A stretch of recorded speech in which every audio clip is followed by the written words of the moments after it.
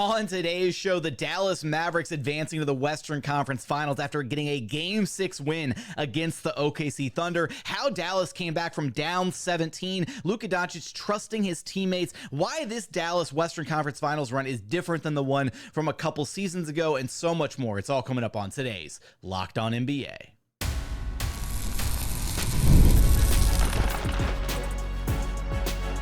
You are Locked On NBA, your daily NBA podcast. Part of the Locked On Podcast Network, your team every day. What's up and welcome to another edition of Locked On NBA, the biggest stories with the local experts. I'm your host, Jackson Gatlin, also host of Locked On Rockets right here on the Locked On Podcast Network, your team every day. Now, today's episode is brought to you by FanDuel. It's winner take all time in the NBA and NHL, and FanDuel's giving you a shot to bring home a big win of your own, because right now new customers get $150 in bonus bets with any winning $5 bet. That's $150 to bet on spreads, money lines, player props, and so much more. And all you have to do is wager $5. In fact, right now you can head over to FanDuel.com to take a look at the outright betting favorites for the NBA title this season after the Denver Nuggets were upset by the Minnesota Timberwolves and eliminated. Right now, the Boston Celtics, the outright favorites at minus 160. The T-Wolves right behind them at plus 280. The Dallas Mavericks plus 500. And then the Indiana Pacers plus 2,600 to win it all. So for all those odds and so much more, visit FanDuel.com/lockedon and make every playoff shot count. FanDuel, America's #1 sportsbook. Joining us now is the host of Locked On Mavericks, Nick Angstadt. You can track down wherever you listen to your podcasts or on YouTube. Just search Locked On Mavs. And Nick, the Dallas Mavericks eliminating the #1 seeded OKC Thunder in Game 6 to advance to the Western Conference Finals. 117-116. This thing was a nail biter. But it didn't look that way because this thing was like all Thunder for the first half of this game. Mavs trailed by as many as 17 points there in the second half. A huge turnaround. How did Dallas manage to claw their way back into this game and then be able to seal it up at the end there with the final couple plays in crunch time? One of the keys to this whole series has been the Thunder's three-point shooting. And you saw in the very first game, Thunder shot 46% from three, hit a bunch of threes, and all of a sudden, and then they got some transition opportunities too, and then all of a sudden the game was just done, and it looked like they were going to roll onto a victory against the Mavericks in the whole series. And so then you go in this game, they're 10 of 24 from three in the first half in Game 6. So they shoot 42%, and the Mavs held them in the second half to just 5 of 17. And it's about the makes, which is 29%, but it's also about the attempts. And they only took 17 attempts in the second half. Cason Wallace took 5. You had Chet Holmgren. Cason Wallace and Chet Holmgren took the most threes. You got the two rookies. You forced the guys that you wanted to take the most threes to take those threes. Lou Dort led the series with like 40-something 3-point shots attempted. And that's what the Mavs wanted to do. They wanted to force the guys that didn't have, that weren't their best shooters to take those threes. And that was a huge swinging point for the Mavericks. And their defense really stepped up in the second half of that game. The Mavs got some timely buckets. They got some contributions from Derrick Jones Jr. They got some contributions from Derek Lively. Really changed it in the second half. And the second half looked more like what the rest of the series looked like, where the first half of that game really looked like Game 1 again. Man, and then the way this thing ended too is really a brutal final possession, right? A lot of controversy on that call, which, when you look back on it, you see all the different angles and everything. It was clearly a foul with Shai-Gilgeous Alexander hitting PJ Washington on the arm, on the hand, on the closeout for that 3-point shot. But just a roller coaster of emotions there at the end as the Thunder go up 1 off the SGA drive and feed to Chet Holmgren, then comes down to the other end, Luka drive, dish to the corner. And I want to say, maybe in previous years, Luka would have felt like the need to take that shot himself, right? Final moment of a game, you're down, you need a bucket. Whereas now it feels like with this Mavs team, like he has the trust in his teammates, right? The trust to kick it to PJ in the corner, especially with just how well he's been playing all series, but just that trust in his teammates to make the right play in that moment.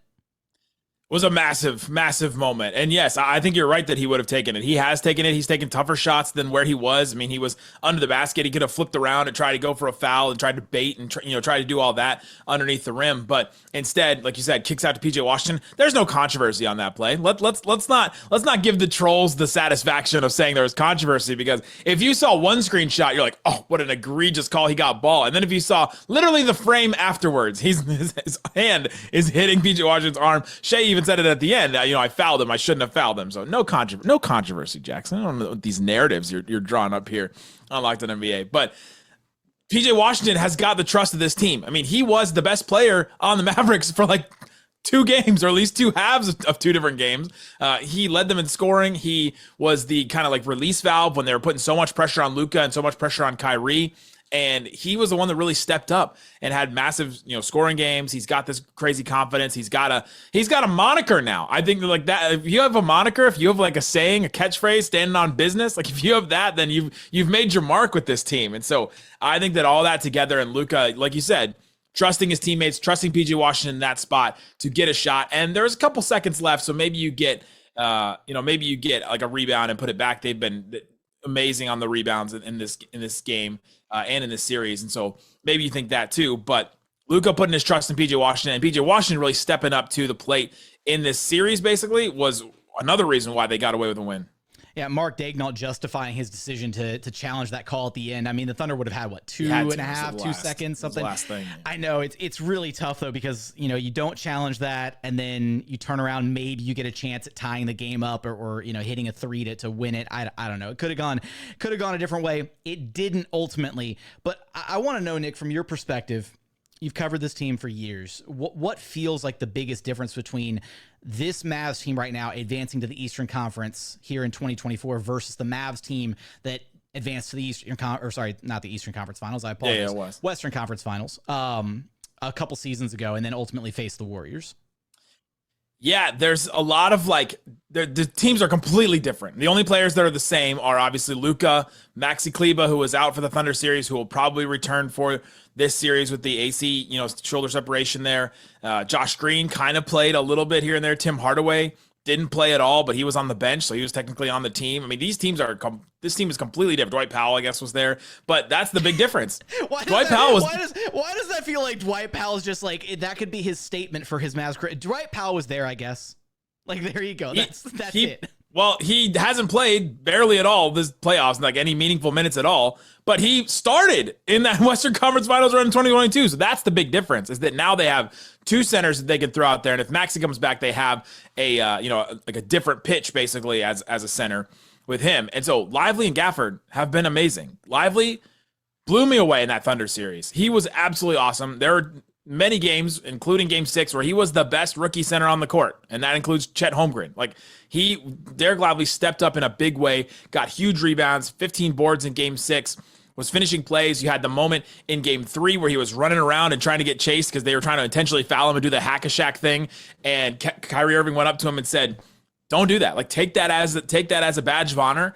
Step up to the free throw line, hit your shots. He hit the last 4 that he got intentionally fouled for. The Mavs end up winning that game. It ends up being a huge thing for him, for his career, for everything. And with Derek Lively too, he's going through his mother passed away, which is a massive thing. She was a huge figure in his life, obviously, and around this team. And he's going through all that, and then being as good as he's been during this, it's been absolutely awesome to see him step up in a big way. And I think the centers, especially Derek Lively, have been the biggest difference between what the Mavs had in 2022 and now. And then Kyrie Irving is kind of a big difference. Yeah, honestly, it feels like Kyrie Irving has been a bit of a chameleon throughout the postseason for the Mavericks, where he'll step up, and obviously we know what he can do as a scorer, but sometimes he's been a playmaker. He's really taken pride in his defense, it feels like, a lot this postseason, where he's stepped up in a variety of different ways for this Mavericks team. He absolutely has. His defense really stood out to me. Honestly, I thought he was a better defender in this series than Shai-Gilgeous-Alexander was. And Shai-Gilgeous-Alexander got multiple Defensive Player of the Year votes in this. So if you're going to take something away from it, don't underestimate Kyrie on defense. He's going to be big in big moments. You know that he's an intelligent defender. He knows where guys are going to go. Him and Luka were able to roam around a little bit on the perimeter and create deflections and get steals and take risks and things like that. And really worked out and panned out for them. And then this was not a scoring series for Kyrie. I really thought it was. He had a couple of 20-point games that, including game 6 that were big, but this was not one where we saw Kyrie go off for 40 or 30 or 35 or whatever. And that's something that I expected coming into the series. I thought that he would be a scorer. And I thought after the Clippers series, man, Kyrie's just in his bag right now. Just nobody can stay in front of him. Nobody can stop him. And Jalen Williams gave him a lot of credit. He did really well defending Kyrie Irving. But Kyrie also did a great job defending Jalen Williams on the other side, too. It was one of those rare one-to-one matchups where those guys defended each other. And in that, Kyrie ended up on top of that matchup, and that was a real big swinging point for the Mavericks. And I'm sure this win is extra sweet closing out the Thunder because of some of the animosity between these two fan bases and the MVP voting and all that going on. So with SGA finishing just slightly ahead of Luka in the MVP conversation. So I'm sure that this win is extra sweet for that reasoning. But the reward for finishing the Western Conference semis, you advance to the conference finals with a date with the Minnesota Timberwolves, first time back in the Western Conference finals for them in over 20 years, or exactly 20 years. I apologize. Yeah, 2004. When you look, just your initial reaction, Nick, looking at these two teams, how they match up, and I'm going to ask you for a prediction here between Mavs and Wolves, Western Conference finals. These teams, even before the Mavs trades happen, we haven't seen the Mavericks as they are currently constructed play this Timberwolves team. The last time that this Mavs team played this Timberwolves team, the starting lineup for the Mavericks included Tim Hardaway, Jaden Hardy, Rashawn Holmes, Josh Green, and Grant Williams. Wait, what was the date of that game? When was that game? January 31st. What? It's so crazy how many times this has happened this postseason where it's like the IST schedule messed everything up where you played one team 5 times and then you were done for the rest of the year. The matchups don't even matter. Dwight Powell started at center for one of the matchups. You can't really go through. But even in the games that we saw, I remember specifically there was a game where I go back and I said afterwards, the Mavs lost this game, but I think they're a good matchup for this Timberwolves team. If they were healthy, if they had Kyrie, if they had whoever, I think this is a good matchup because Luka can play Gobert into submission, into the way that he looked in the first half in Game 7 against the Nuggets. And I think that that's going to be a big it's going to be a big positive for the Mavericks. And so I think that is something that you can kind of build off of. The Mavs now have more size. If they get Maxi Kleber back, that's awesome. They need that kind of size against a team like this Minnesota Timberwolves team. It's going to be a tough fight, I think, through. I'll go Mavs in 7. Mavs in 7 is the official prediction here. How will the Mavs and Wolves ultimately match up in the Western Conference Finals? You're going to have us covered for all of that and so much more over at Locked On Mavs. Nick, thanks for stopping by Locked On NBA with me.